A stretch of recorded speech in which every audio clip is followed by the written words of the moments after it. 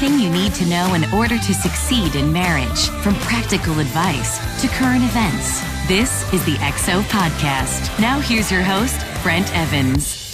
Hey everybody, this is the XO Podcast. We are here again talking about marriage and how you can thrive in life and love and all of your relationships. Hey, we're in Houston, Texas. This is our 5th tour stop of the year. We're at the XO Conference here at Grace Church, and we're having a great time. Caitlin and Ashley are with me here today as well. We're excited to be here. So you run all of our conferences. Yes. You are the backbone to our XO conferences. Not individually, but with our great team. Yes, we pull off these conferences. And so tell me about the 5th tour stop, Houston, Texas. Yeah. What does it look like for the... We're so excited to be back in Houston. It's our 3rd year to have a conference here. So we have 1,300 people, 16 different states represented, even someone from Dubai, which we were really excited about. That's a global audience. So it's always fun to bring the conference locally to people so they can attend in their own backyard. So Houston's always a pleasure. Good. My dad's talking right now, Jimmy Evans, and he is going to have 2 sessions back-to-back, then Miles McPherson, then we have Dave and Ashley Willis this afternoon. Yes. They'll have two sessions, and then also the pastors here, Garrett and Andrea Booth, are going to be doing their thing this afternoon. It's a great conference. Good lineup. And we were in Jacksonville, Florida last weekend. We've just had a great time meeting a lot of couples who are in all seasons of life, and we enjoy seeing them build a stronger marriage through the XO conferences. And so the XO Podcast today, we're actually going to have Dave and Ashley Willis. They'll be joining us for an interview here in a few moments, and we'll be talking to them. What I want you to do right now is check out this clip from Dave and Ashley, and we'll be right back.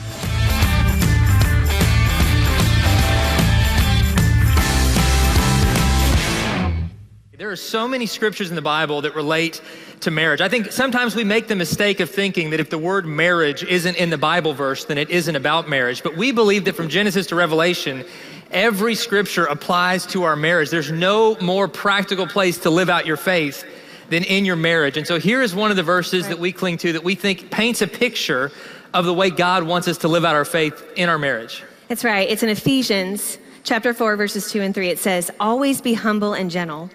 Be patient with each other, making allowance for each other's faults because of your love. Make every effort to keep yourselves united in the Spirit, binding yourselves together with peace." And we're actually going to talk about peace this morning, peace in your marriage. And, you know, I think a lot of times we don't talk about peace because we figure we can't have it. We think we're in a world that's just too crazy, life is too busy, that we just cannot have peace. But that is just not true. In fact, peace is a gift of the Spirit. And God wants us to have that in our lives and in our marriages. That's right, and I think so often we settle for something far less than peace. We get in this cycle, into this storm, where it just seems like we're bringing out the worst in each other instead of the best in each other. And this has happened in our marriage before. There have been times where we got kind of stuck in this cycle, and it's more negative than positive. Oh, yes. So this story doesn't paint me in a wonderful light, but I want to share it with you all because hopefully you can relate to this. So many years ago, probably, 7 or 8 years ago, we were in the process of moving. We were moving across state lines, and if you've ever moved with young children, you know how stressful that can be, right? Going to the Walmart with young children is terrible. So moving across the country, it's traumatic. It is traumatic. And so, normally when I go to a new house, I love getting a house together. I love picking out all the decor. I love doing all that kind of stuff. But this was kind of a particularly hard move, and Dave's job was kind of stressful. At the time, we have 4 boys right now, ages 13 to 3. But at this time, we only had 2 boys, and they were ages, I think, 4 and 2. And it was just really stressful.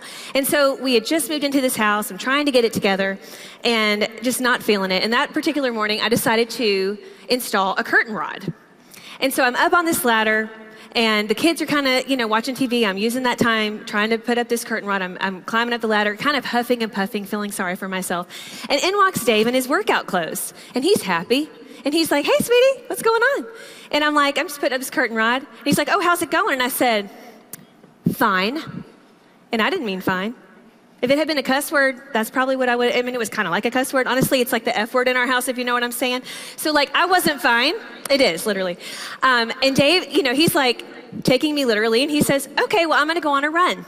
Well, and I made the mistake of thinking that she was fine, because whenever someone asks me how I'm doing, as a man, "Hey, Dave, how are you?" If I say fine, guess how I am? I'm fine. Yeah. But as a naive husband in this situation, there were a lot of signals she was sending that I was missing. Yes. And I thought to myself, if I didn't know better, I think maybe she isn't fine, but she said she is. So That's right. Strike one. I know. So Dave goes on this run, and you all, I don't know if you're as crazy as I am, but I started having an argument with Dave that I was totally winning in my head as I was going up that ladder and kind of wrangling this curtain rod. And I'm like thinking to myself, how dare he not help me? I mean, yeah, I told him I was fine and everything, but how dare he not help me? And how dare he go on a run and feel so good and feeling those endorphins going? I bet he's having such a great time on his run while I'm in here installing this curtain rod. And so I'm like going back and forth in my mind with Dave and winning for like 30 minutes. So by the time he gets home, I am just enraged, okay? So he walks in that door and he has the glow, and he's happy. I felt amazing. It was magical. I know. And anyway, he looks at me and he's like, oh, sweetie, hey, woo, had a good run. He said, oh, the curtain rod's not up yet. And I said, no, it isn't. And he just looks like he's looking right now. It's a look that I have a lot. Like where you're not sure what you're supposed to say, but anything could be the wrong thing. And I start replaying the whole situation kind of back in my head. Yes. And it's kind of like if you've ever seen the movie The Sixth Sense with Bruce Willis, the first time I watched that movie, I got to the very end, and all of a sudden it all clicked, and I'm like, oh my gosh, she's been dead the whole time, right? That's how I felt in this moment. I replayed the whole thing in my head from the time that she said she was fine until now, and I'm like, oh my gosh, I've been dead the whole time. And I had no idea because I totally missed the situation. And the reason why I'd missed it, just to kind of give you some backstory, I guess, is that a lot of times Ashley is so good at doing a lot of things around the house that stereotypically, you would think a man would do. She grew up in a house with a dad who could do anything. Like the show MacGyver is loosely based on her dad's life. Like he could build it, he could fix it, he could do it. So she thought all men were like this. He taught her how to do a lot of this stuff. And my dad and I would play ball, but he wasn't handy, I'm not handy. I'm terrible with tools, to the point where the boys refer to all the tools in our house as mommy's tools. True story. They do. I like tools. One day we were at Sears, walking by the craftsmanship section with all the tools, all these big bearded, tattooed men, and my 5-year-old boy looks at him and says, Daddy, why are all these men looking at mommy stuff? It's true story. You can have my man card. So our house has a lot of holes in it from times I've tried to help with curtain rods and different things. And I thought, have holes. It did, but I patched those things up. Maybe she just didn't. And she's so sweet. She's like, oh, honey, that's nice. I'll fix it. I'll fix what you tried to fix. But she's so good at so many things. I have a very limited skill set. I can do trivia. I can talk. But it's limited. She can do all this stuff. And so a lot of times she just runs with it and it's awesome. But this was one of those times she needed my help. I misread what she was wanting. She maybe miscommunicated what she was wanting, and it created this storm where both of us ended up feeling frustrated. It did, because you all, we tell our kids, use your words, right? If our child's throwing a tantrum, we say, use your words, okay? But here I am literally throwing a tantrum, and I'm not using my words. I wasn't telling Dave what I wanted or what I needed. I told him I was fine. And so for me to expect him to help me and read my mind and read my body language, that's literally like a toddler, okay? And that's ridiculous. And it just leads to madness. It leads to madness. And that's exactly where we were. So I practically turned my head around like the exorcist at Dave. And when he comes home seriously, I was like, what? And he comes home from his run. She was still pretty. She was. So and then instead, the exorcist, she spews vomit. I spewed word vomit on Dave. And I was like, I cannot believe you. I can't believe you went on that run. I hate it here. I hate this move. The kids were acting terrible. I don't want to put this up. And I just start complaining. And there is no peace to be found, okay? And I was perpetuating the problem because I wasn't using words and telling Dave how I really felt before blowing up on him. And I think, I want to tell this story because I think so many of us, we do this all the time. We expect our spouse to read our mind, and we think we can read their mind. I honestly, you all, when I got married, I really thought that Dave was just going to become kind of a professional mind reader of mine, and that we loved each other so much that there would just not even have to be words a lot of the time. And the longer I've been married, the more I find out that is just ridiculous. That I've got to tell Dave what's on my mind and heart, and I need to tell him what I need and what I'm feeling. And when I do that, that's where peace is going to happen. But in that particular moment, during that stressful move, we were looking for peace those days. We didn't know where peace was, and it was so frustrating. And so we're going to talk about how we get ourselves in that cycle of not having peace in our homes. That's right, because I think that with good intentions, very often, we find ourselves in this kind of cycle where frustration just creates more frustration, and miscommunication creates more miscommunication. And before you know it, you're landed in what we refer to as an F5 marriage tornado, where you're just caught in this cycle, this cyclone, and you don't know how to escape it. Right. And now in all of nature, there's no storm that's more powerful than an F5 tornado, a 5 on the Fujita scale of tornadoes. We know this because, not to brag, but we're basically tornado experts. And the reason why we're tornado experts is because more than once, we've seen the classic 1990s film Twister, yes, which explains all of this in great detail. So you can trust what we have to say. We've also ridden the Twister ride at Universal Studios. We're practically meteorologists. And so applied it to your marriage, We've created what we call the F5 marriage tornado. It's 5 factors. It all starts with the letter F, which makes it the F5, and one builds to another, builds to another. And before you know it, you're just caught in this cycle, this cyclone, and neither one of you know how you got there, and you don't know how to escape it. And here are the 5 factors. We'll run through them quickly, and then we'll kind of unpack these one at a time. It starts with the frustration. That's the top of the cyclone. That's what Ashley had that day. She was frustrated with me. And that leads to number 2, false assumptions. When we're frustrated, we don't see the situation clearly, and we tend to make false assumptions about what our spouse is thinking or doing or their motives. Instead of assuming the best in them, we tend to assume the worst. That leads to fatigue, right? Or actually, that leads to fighting. Number 3 is fighting. And you're gonna have that conflict. And that conflict is naturally gonna make you tired. That leads to fatigue. And then the 5th one in this, which can potentially be the most dangerous, is that leads to fantasizing. You start imagining a different life, or you escape through different kinds of fantasy that we'll talk about. And where does that lead? It all leads right back to the top. You're frustrated again, but with every rotation around that cyclone, it gets more intense and more exhausting. And the next thing you know, you can find yourself in a place where you feel like, I don't know how we got here, but things just feel hopeless. That's right. In any one of these parts of the tornado, you can camp out there for a long time. You might be in a season in your marriage right now where it's just fighting all the time. Like no matter what your spouse says to you, you feel like it's negative. Like it takes on a negative tone because all you can see is the negative. And you feel like they're always wanting to pick a fight. So then you pick a fight back. And it just goes back and forth. And it's a really hard place to be. And then like Dave said, finally, you kind of reach that point where maybe you're just tired of fighting, but maybe you don't have enough energy to get help. So you just kind of sit in fatigue for a while. And when you sit in fatigue for a while, it can lead to apathy, and that's a really, really dangerous place to be. And that's how you end up fantasizing, because then you're like, I don't know if I want this life with my husband. Like maybe nothing bad happened, like maybe nobody's cheated or anything like that. Maybe one of you is going to cheat. Like maybe that's where the fantasizing leads. But even if there's nothing like that going on, you can sit and fantasize about a life with someone else. I mean, I think we live in this social media time, which can be awesome. Social media is a wonderful thing. But it can go really bad when you start looking up old flames from high school and from college, and then you connect with that person and you think, he or she gets me. I should have married that person. I wish I had a life with that person. And we start fantasizing about a life that is not our own. And we just kind of leave our marriage behind mentally and emotionally. And that's a dangerous place to be. And it only leads back to more frustration. And like Dave said, it keeps on getting worse and worse and worse the longer we stay in this marriage tornado. That's right. And the most critical step in this process is what you do with frustration. And at the end of this, we're going to talk about the marriage peace plan, how to take that frustration and lead it somewhere positive.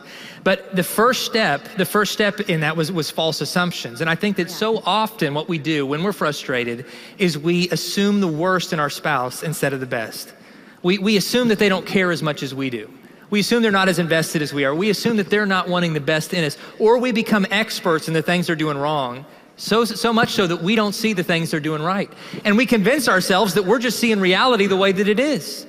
But we all have blinders on that we don't realize. We all think we're good at seeing reality the way that it is, but we all have blinders on. In fact, we're gonna do a little contest right now to see who's more perceptive, you or your spouse. Look at your spouse and say, I'm gonna win.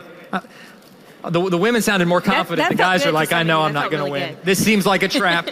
All right, well, here's what we're gonna do. I'm gonna give you 5 seconds. 5 seconds to look around this room, and in 5 seconds, I want you to mentally catalog every red item you see. It could be a red shirt. Not yet, some of you are cheating. Jesus sees you cheating in church. You need to wait until I say go. So when I say go, look around, start looking for red things, red purses, red shoes, red hats, red exit signs, and then when I say stop, we're gonna stop. You gotta close your eyes, because this is the only way we can get an accurate score for how perceptive you really are.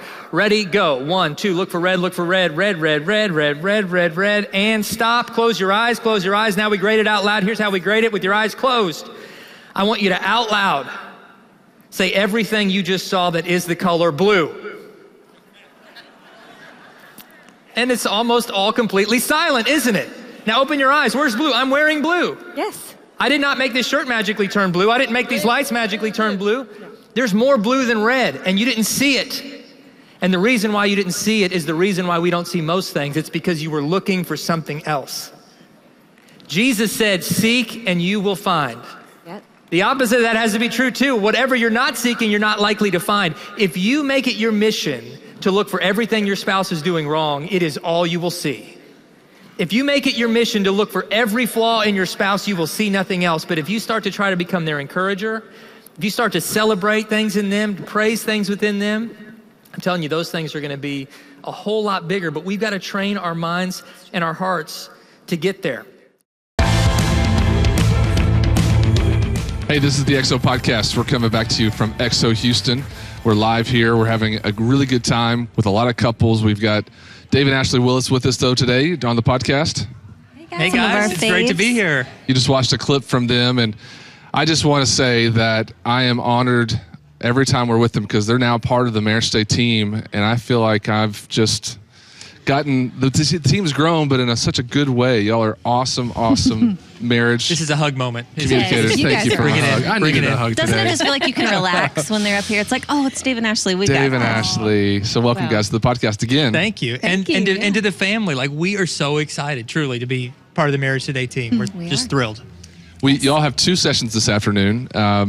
I want you to talk about those real quick, but y'all are going to be doing the vow renewal ceremony this afternoon as well. And my dad had to go back to Dallas to preach for Pastor Robert Morris, and y'all have done a great job of bringing another element to the conference today. But talk about your sessions you're doing this afternoon. Well, our first session, we're going to be talking about the marriage peace plan, because we think there's so many marriages that are lacking in peace, that are struggling, and just kind of at this point of apathy because there's just no peace. And so we're going to talk about, what happens to get us in that state, and we like to refer to that as kind of the F5 marriage tornado. So we're going to unpack that. But we also want to talk about, well, how do we, if we're caught kind of in that storm of not having peace, how do we get back to a place of peace in our marriage? It's good. You want to say something? I don't think I can improve on that. So that's the first session, and then we have the booths in between, and then y'all have the sex session, the love talk. Talk about that. Why don't you talk about that one, sweetie? Yeah, so in the second session, it's going to build on what we did at Gateway this year. We'll add a little bit of new content as well, but it is essentially about how the strongest marriages have both a priority of having a strong friendship, and also they prioritize their sex life. So it'll be a lot about sex, but not sex in a vacuum, because in marriage, sex doesn't exist in a vacuum. And the couples that we believe that have the most thriving sexual intimacy also have the strongest friendship with each other. And so we're going to talk about what does it really look like to be best friends with your spouse while also prioritizing that gift of sexual intimacy that God gave to a husband and a wife. So it'll be a lot of fun. So good. If you have a question for Dave and Ashley, we're going to be asking them some questions in this segment, so get those ready. And I like to give them the hardest questions that I possibly can. He really does. Really hard theological or bedroom or bedroom weird questions. They're the weird ones. What's the weirdest question? Go ahead. Oh no, I want to know the answer to that. The weirdest question. What's the weirdest question y'all have ever been asked about marriage? I'm trying to think. Oh man, we have been. I don't know if we can say it on the air. We've heard some crazy stuff. We have. But you ask whatever you want, and we'll do our best to This tackle is a safe space. It is. Yes. No, but you guys have been writing a lot of articles lately for Marriage Today. You've got a lot of great content, but recently you each put one out, one geared towards wives, one geared towards husbands, about 3 things or some phrases that your spouse wants to hear, that specifically men need to hear and specifically women need to hear. Could you talk about those just a little bit? Sure. Yes, because, I think so many times, like the longer we're married, we kind of forget that we need to still be fostering our marriage. We forget that we need to be dating our spouse and encouraging our spouse. And we get caught up in the business of life, especially if you have kids and busy jobs. And so things that we want to hear as far as for the wives, I know I love it when Dave is really specific about what he loves about me. Mm-hmm. Like he'll say, Ashley, I love it when you laugh, or Ashley, I love it when you get this look on your face because you're excited or whatever. And I just think, we can say I love you a lot, but when we are specific about what we love about our spouse, it means so much more. Shows they notice. Yeah, exactly. Like you see me, you see the small things, the details. Right, exactly. Yeah, and for guys, we think a lot of this comes down to love and respect. That wives, more than anything else, want to feel captivating. They want to know that their husband would choose them all over again. And so we need to be aware of that. And men want to feel capable. We want to think that our wife believes that we're the man and that she trusts in our judgment and believes we can do anything and respects us in that way. And the most confident guys are guys who believe their wife believes in them.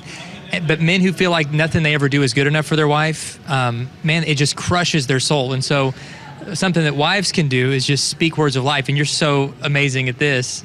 So thank you publicly.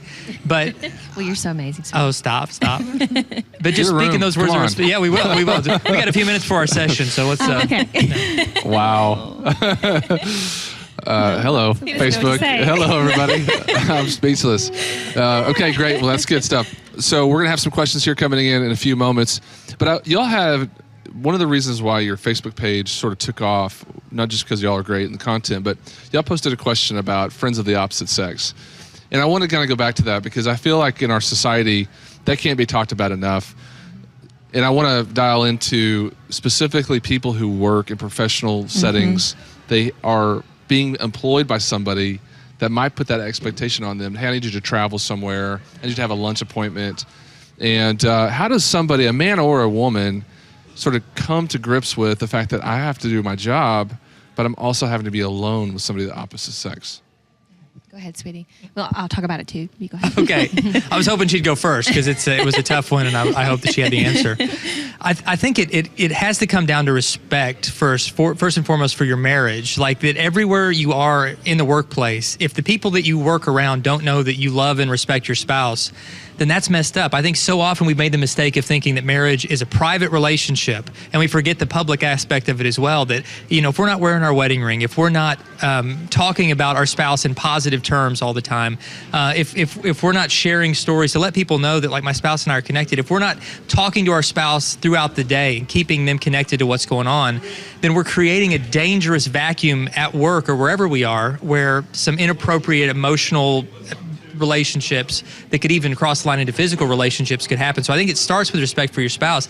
And then two, it starts with respect and transparency with people of the opposite sex you're working around. Whenever possible, don't be alone. Don't go have lunch alone with someone of the opposite sex. Don't go on, car rides alone if you can help it. Now, sometimes, like you said, you're put in a position where you can't help it. You're put in that place and this is part of the job. And in those situations, I think that you've got to just go the extra mile to be beyond reproach, to be as transparent as possible, to not put yourself in a situation where you're alone in these private, intimate situations with someone of the opposite sex, to just make sure that everyone around you at work knows that I'm committed to my spouse. I'm also committed to protecting the reputation of, the other people that I'm with. And I just want to make sure that I'm communicating that through everything I say and do. Absolutely. And I know sometimes when we talk about this, like when we did that initial post on Facebook, we had a lot of angry people commenting and saying that's ridiculous. We're adults. We should be able to go have lunch with whoever, no matter if they're a man or a woman. But the reason we tell you guys these boundaries is because we have to be beyond reproach, because this is what happens. You might reach a point in your marriage where things aren't good. You're not feeling close to your spouse. You guys don't talk regularly. And so what happens is you go to that person at work of the opposite sex because you find them easy to talk to. And you start sharing your heart with that person. And before you know it, you start dressing in a certain way, hoping that other person of the opposite sex will notice. And then you start fantasizing of a life with that other person. And before you know it, that's how affairs happen. It starts emotionally connecting, and then it ends up being physical. And, we share this with you, not to just, lay down the hammer and be harsh. We share this with you because we don't want that to happen to your marriage. And we see it happen tragically so many times when we let our guard down. And so out of just the love and respect for your spouse, you should be willing to have these boundaries in place and to not have, any secret conversations or secret texts or another phone that your spouse doesn't even know you have, or, meet in hotel rooms or anything like that where you have this secret life, because that's going to break down your marriage. It's good. That's a great answer. I'm glad I asked that question. That really helps, because I do hear both those things, the arguments of, especially the feminist movement. Women want to be seen as equal on all counterparts. And so if a guy says, I can't go to lunch with you because you're on the opposite sex, I think for them, they're like, what are you, some sort of jerk? I mean, like, what do you think is going to happen? Can all men not control themselves? Yes. They're just going to fall in love with me if I go to lunch? But it's about so much more than that. It's not so much more than that. But beyond the church walls, there is a big swath of people that that's the way they live their normal daily lives. Right. And when you tell them something like that, like don't have friends of the opposite sex, they're like, I cannot even understand what you're saying right now. How could I have a best friend that's of the opposite sex? And my spouse is even okay with it. And so, but what you said was perfect, Ashley. Perfect. It was perfect. You were perfect. Oh, goodness. Practically perfect. All right. So Eduardo on Facebook says that his wife gets mad at him all the time. He just made a comment. My wife gets mad at me all the time. He didn't have a question, but I'm gonna turn it into a question. So if a guy's out there and his wife's getting mad at him all the time, and you can fill in so many different spaces with so many different things, but I would probably say that what is something that he can do practically in the immediate future that could kind of turn the temperature in the room around? Are you laughing? What, you got something? Because we've probably been there throughout the years. Well, I think when and we're going to actually talk about this today, but we'll share a little nugget of this. When you feel like your spouse is always frustrated with you, if it's a woman, it's usually because she's not feeling adored. She's not feeling like you appreciate her and all that she does for you and the family. She feels like maybe you don't respect her. I would encourage you, Eduardo, really call out those things that you love in your wife and really take her off guard with it. And we talk about this too in our sessions. Maybe she's feeling overwhelmed. There's something, and it's a real thing. It's called chore play. And you can think about what that means. But she might feel like maybe she's having to do everything around the house. I would pitch in and don't have her ask you to do it. Like, just pitch in and do something, and then speak that life to her and telling her how much you appreciate what she does. And I promise you'll see things turn around. No, that's good. It's perfect. That is. How do I improve on that? No, it's so true. I would just say the same things less eloquently than she said it. But well, I love having you all a part of the team. This is great. You'll see more of them in the future, Dave and Ashley Willis, on the MarriageToday channels and what we're doing. I hope that you will dive into their resources and their content. It's full of really, really good stuff. You can see them at our conferences coming up, Rockford, Illinois in the fall, and also, y'all are coming to Rockford, aren't you? Yeah. Rockford first, we're coming for you, and Austin, Texas in the fall. So we have some great resources for you in your marriage, not just from Dave and Ashley, but from my parents, Jimmy and Karen Evans, and other people that we have on the channel. So check it out. It's for you there, and we'll be right back.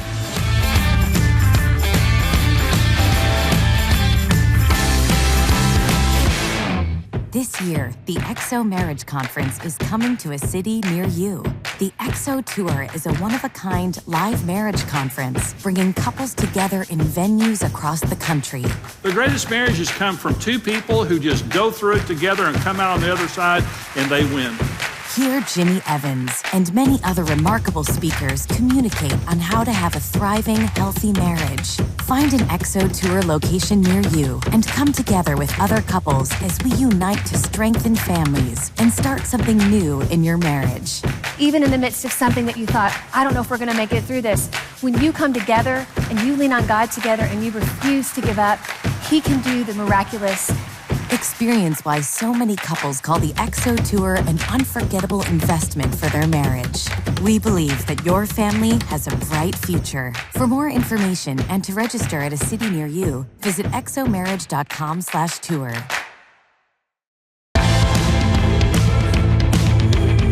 Hey, I hope you enjoyed that interview with Dave and Ashley Willis. We love them. They're part of the MarriageToday team, and you can see them at all of our tour stops this year.